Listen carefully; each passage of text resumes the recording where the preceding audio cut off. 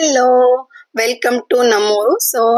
ನಮ್ಮೂರಲ್ಲಿ ಒಂದು makeup order book ಆಗಿತ್ತು ಎಂಗೇಜ್ಮೆಂಟಿಗೆ. ಅಂಡ್ ನನ್ನ ಕ್ಯೂಟ್ ಲಿಟಲ್ ಕ್ಲೈಂಟ್ಗೋಸ್ಕರ ನಾನು ಕಾಯ್ತಾ ಇದ್ದೆ. ಮೇಕಪ್ ಐಟಮ್ಸ್ ಎಲ್ಲ ಸೆಟಲ್ ಮಾಡಿ ಇಟ್ಬಿಟ್ಟು. ಅಂಡ್ ನನ್ನ ಅವ್ರದ್ದು ಫಸ್ಟ್ ಮೀಟ್ ಆಗಿತ್ತು. ನಾನು ಬ್ರೈಡ್ನ ನಾನು ಮುಂಚೆ ಮೀಟ್ ಮಾಡಿರ್ಲಿಲ್ಲ. ಅಂಡ್ ಅವ್ರ ಸ್ಕಿನ್ ಟೈಪ್ ಕೂಡ ನಂಗೆ ಗೊತ್ತಿರಲಿಲ್ಲ.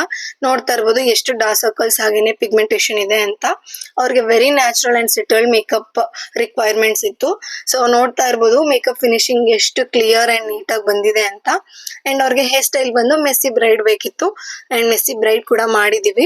ಅಂಡ್ ಇದಾಗಿತ್ತು ಅವ್ರದ್ದು ಫೈನಲ್ ಲುಕ್. ಅದಾದ್ಮೇಲೆ ಸೆಕೆಂಡ್ ಲುಕ್ಗೋಸ್ಕರ ಆಲ್ಮೋಸ್ಟ್ 1 hour ಕಾದಿದ್ದಾಯ್ತು.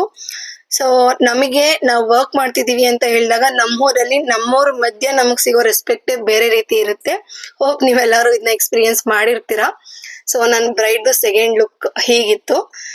ಸ್ವಲ್ಪ ಡಿಫ್ರೆಂಟ್ ಸ್ಯಾರಿ ಡ್ರಿಪಿಂಗ್ ಕೇಳಿದ್ರು. ನಾವು ಮೇಕಪ್ ನ ಹೇಗ್ ಮಾಡಿರ್ತೀವೋ ಹಾಗೆ ರಿಮೂವ್ ಮಾಡ್ಕೊಳ್ಳೋದು ಕೂಡ ಇಂಪಾರ್ಟೆಂಟ್.